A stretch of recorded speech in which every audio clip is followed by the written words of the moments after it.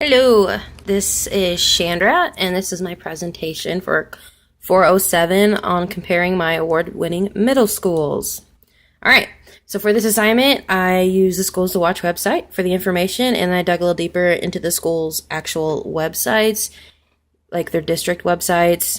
That's actually how I did all of my research for it. I just looked down and compared to the rubric. Okay, so the first school I picked was Canelan Harder Middle School. It's in Sugar Grove, Illinois. And I picked it because it is a state of Illinois and I plan to teach in the state. So it's nice to see one of the top schools that are out there for an option for me. I also picked this one because it had the most recent statistics that were posted in 2014. The rest of them that were in the list that I seen, I think, were all from 2013. This one actually had the 214. There might be a couple more from 214, but this is the first one that I seen, so that's why I picked it. All right, so for the first part of the rubric, I looked at the academic excellence. So at Canelan Harder, they have a couple of examples that I picked out was that they support strong and rigorous curriculum for students by implementing the Common Core State Standards and assessment plan of the ISAT and the ACT. The two rationales, I've actually thought there were a couple of them from the rubric. Number one, under the academic excellence, that states all students are expected to meet high academic standards. And number two, where it says curriculum instructions and assessment are aligned with high standards. I believe that both of those kind of align with the school supporting a strong and rigorous curriculum. I think that it also, by implementing the Common Core, which is based off of supposed to be a better and higher curriculum, that also kind of supports it as well. Another example for academic excellence is that they state that through their RTI program, Gifted Language Arts program, and other such programs, their students are provided the needed support to meet their rigorous academic needs. Some of the students may also have to pull out special education classes as well as resource time. In addition, they support their students by having paraprofessionals in the classrooms, remedial and enhancement summer school academic offerings, and an E2020 math program. Okay, so something from the rubric under academic excellence that I thought supported that was number 7 on the rubric that states students are provided support they need to meet rigorous and academic standards. So it does talk about how they have their rigorous academic standards. It actually uses the same language there, but it talks about their RTI program, their Gifted Language Arts program, their math E2020 program, all those different things, and how they actually support them to meet their wants in those programs. So I thought that actually worked out pretty well. The next section was the developmental responsiveness at Canelan Harder. You had like the two examples I chose. The first one was that the grade levels are grouped into 3 interdisciplinary teams, and each teacher has a homeroom that meets every day and for an additional hour each Friday for social emotional learning. Number 1 and 2, actually under the developmental responsiveness, kind of goes with it. The first one, the staff creates a personalized environment that supports each student's intellectual, ethical, social, and physical development. And then number 2 actually states that the school provides access to comprehensive services to foster healthy physical, social, emotional, and intellectual development. So really both of those just kind of like emphasize the supports in like their different, the way they think, their ethics, their emotion, their physical, like their different requirements in development. And I feel like that having the grade levels grouped into 3 interdisciplinary teams and each teacher have a homeroom that meets every day for an hour for their social emotional learning, I think is good because it gives them a great support. It puts them in teams. It gives them a smaller, more one-on-one connection with the teacher. I actually think that's really great. And hopefully that's something that I can either have at the school I teach at or implement.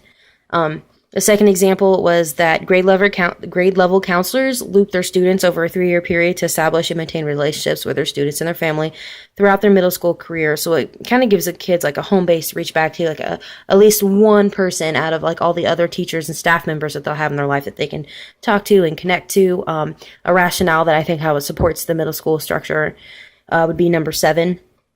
Students have opportunities to voice posing questions, reflecting on experiences, and participating decisions and leadership activities. I actually think that having that person to talk to or having that counselor that connects them and loops with them throughout their entire middle school experience will give them plenty of opportunities that they can pose any questions they have, they can reflect on their experience, they can talk on what they have. Another part of the example was the social emotional development meet their district statement, and their statement is that all graduate students will be ready for college, career, and communities. I think that like there would be plenty of leadership activities to reflect their mission statement. All right, so social equity at Canelan Harper. My examples, students have the opportunity to partake in 22 different exploratory classes through their 3-year middle school career, including art, music, and technology. From the rubric number 3, teachers continually adapt curriculum, instruction, assessment, and scheduling to meet their students' diverse and changing needs. So I seen that as like a student might have a need to like read or study into something that they feel that's really important to them, or something that's really involved in like their development, whether it be art or music. So I think that through their 3-year middle school career, including art, music, and technology, like having a continually adapting and changing instruction that's based off of what the students' needs are ties into having exploratory classes and meeting those other outside needs. And I think they kind of go together that way. The other example was staff members recognize students by citing a court behavior matrix in the back of their assignment notebook for quarterly raffles and incentives. Rubric 8 says a school's reward system is designed to value diversity, civility, service, and democratic citizenship. It is a reward system that they have. It's a quarterly with the court behavior matrix. It actually ties in the civility and the diversity quite well. So those actually go together pretty nicely.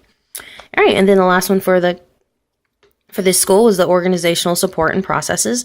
An example was the committee approach is used to involve staff members for building projects and concepts such as career fair, middle school transition, rising star, social, and emotional learning. I thought that number 6 in the rubric, the school staff holds itself accountable for student success because they use a committee approach and the staff and involve all the different staff members to build different projects. Like I said, the career fair, middle school transition, and all that.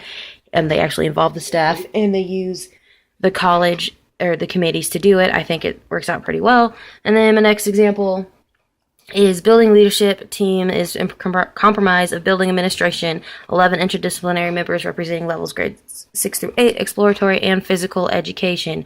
I think that number 6 kind of goes with that one as well, but number 7 that states off the rubric, district and school staff possesses and cultivate the collective will to persevere, believing that as their business produced increase achievement and enhance development for all students. Really, 6 and 7 kind of support both of the examples I picked out, but it's all about how you have teamwork, you have the different teachers working together, different committees in the district, not just the staff, all go together to make sure that the kids are developing well and getting on. Okay, so I'm going to stop the video here because I want to do it in short intervals.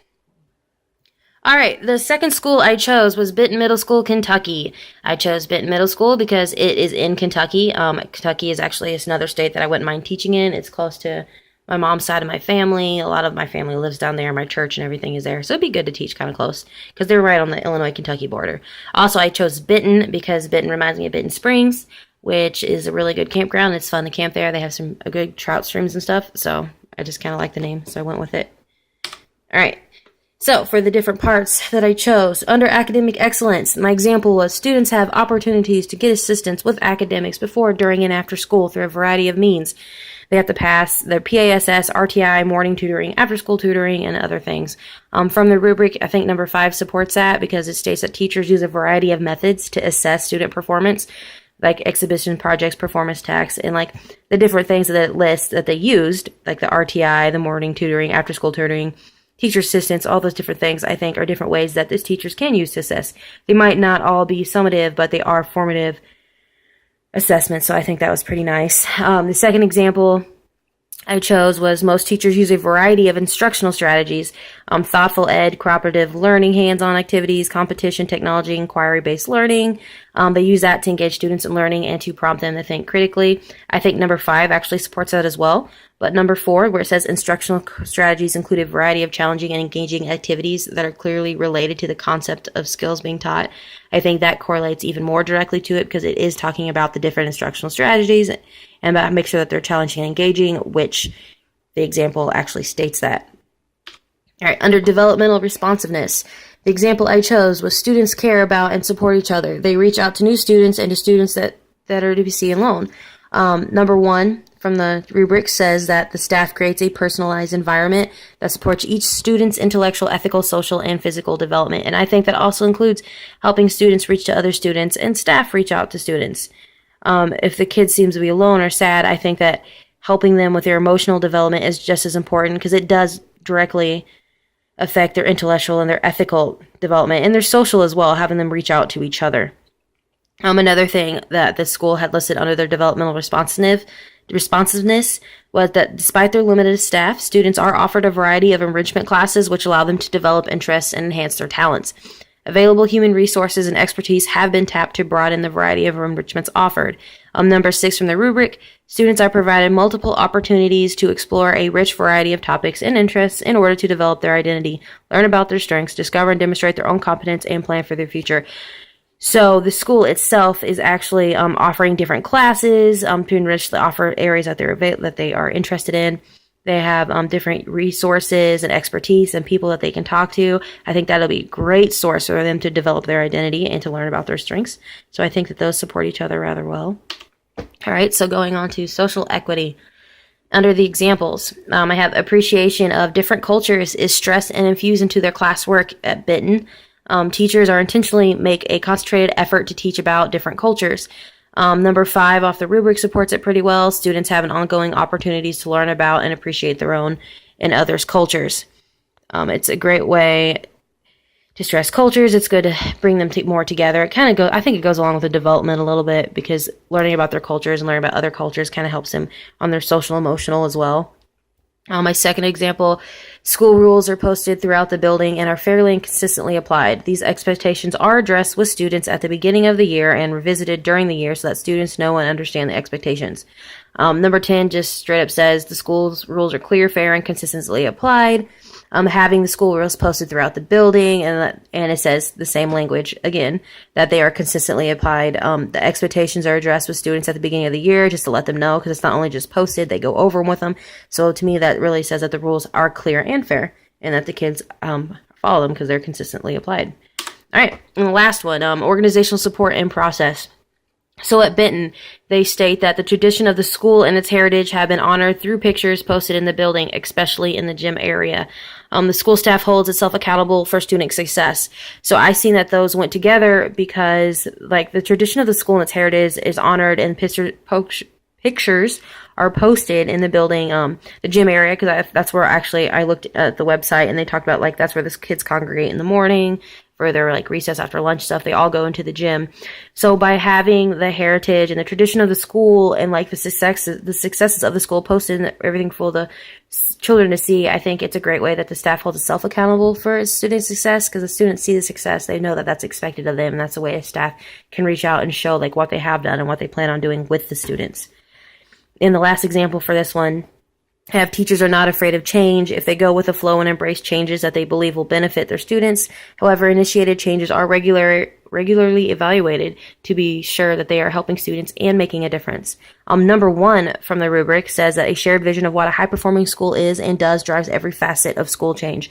So they are embracing change. They are seeing how the content can flow and then how it needs to meet the needs of students. And they are regularly evaluating the change to make sure that it's actually helping and it's not just some change that they made that didn't work. They're making sure that everything they do drives the school and makes it more of a high performer.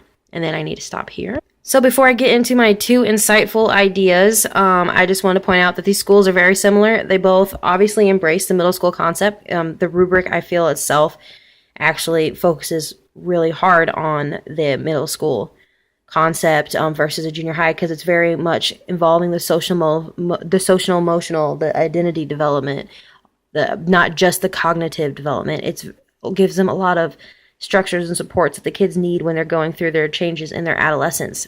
These schools are very similar in that aspect. They actually were both, one I believe was a 6th through 8th grade and the other one was a 5th through 8th grade. So they're all just middle schools. They're not combined with their elementaries or their high schools either. So just throwing those comparisons out there. So the 2 insightful ideas that I got from this lesson that pertains to me, I put that as a future middle school teacher, looking for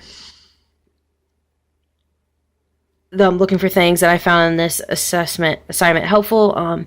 It gives me a good idea of what is out there, of, like, what is considered a great school, what is considered a school that needs to be watched because they're just doing awesome things. It gives me a good idea of what to look for and, like, what I would want for my own school. And I also put down what successful middle schools look like, so, like, I could actually use it as a comparison. So the last part under my insightful idea with that one was, I know, like, where I would want to choose a job at, or if I did get a job offer somewhere, like, how I can compare that school to the schools I want to be at. It would give me something that I could use when choosing my future career. I found this was very helpful.